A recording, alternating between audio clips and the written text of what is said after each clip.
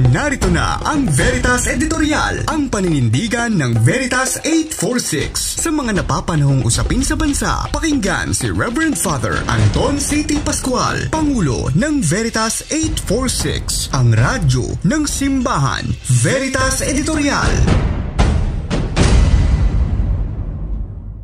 Mga kapanalig, pamilyar sa atin ang kwento ng mabuting Samaritano o ang Good Samaritan sa Ebanghelyo ni Lucas 10:25 hanggang 37.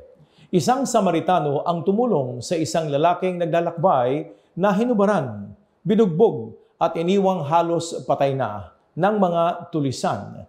Binigyan niya ang lalaki ng paunang lunas at saka inihatid sa isang bahay panuluyan upang maalagaan siya roon. Hindi man gaanong ididetalya sa kwento, ipinagkatiwala ng Samaritano ang biktima sa may-ari ng bahay panuluyan at mahihinuha nating tinanggap ng huli ang lalaking nangangailangan.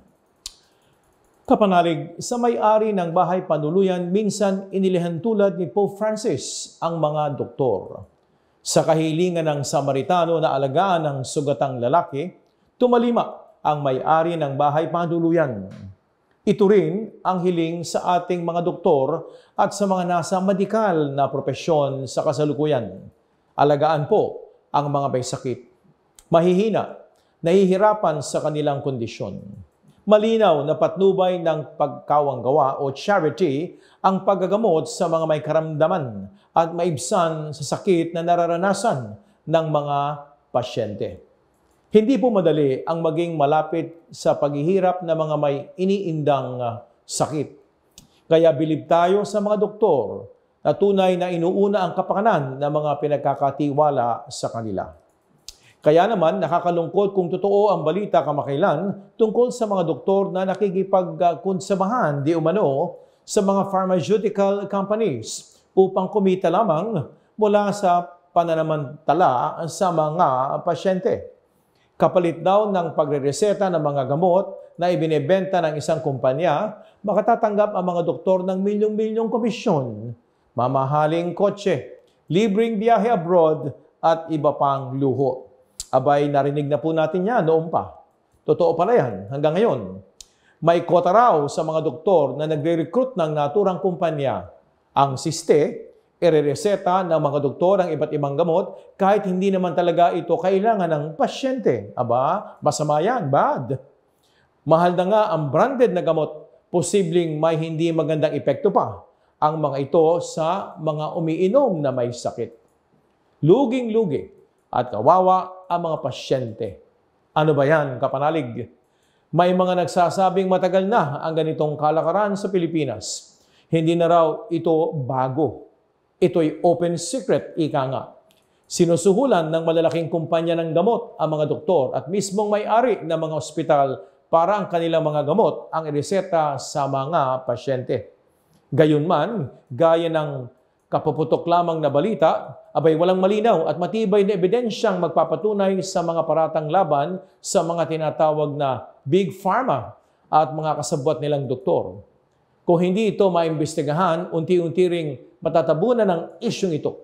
Baka sa huli, may iiwan na naman sa ere ang mga pasyenteng sinasabing pinagsasamantalahan ng mga taong gusto lamang kumita.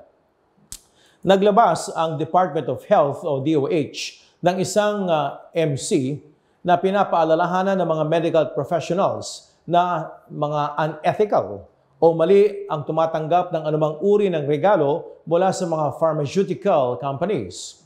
Abay dapat itaguyod ng mga doktor, nurse at iba pang nasa propesyon ng paggagamot ang tinatawag na professional at ethical standards.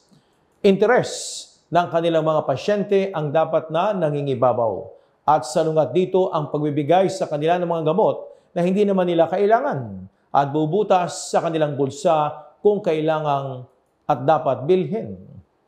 Tumatalima sana rito ang ating mga doktor. Kaya kapanalig, kasabay ng pagpapanagot sa mga nagsasamantala sa mga pasyente, paigtingin po natin, paigtingin ng gobyerno ang pagpapatupad ng Republic Act 6675 o ang Generics Act of 1998. Sa ilalim ng batas na ito, ang mga doktor ay dapat ilagay sa reseta pati ang generic name ng mga gamot na ipinaiinom nila sa kanilang mga pasyente.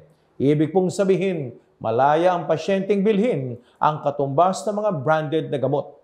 Hindi sila dapat piliting bilhin ang mga mahal na gamot na gawa o binebenta ng isang partikular na kumpanya or pharmaceutical company.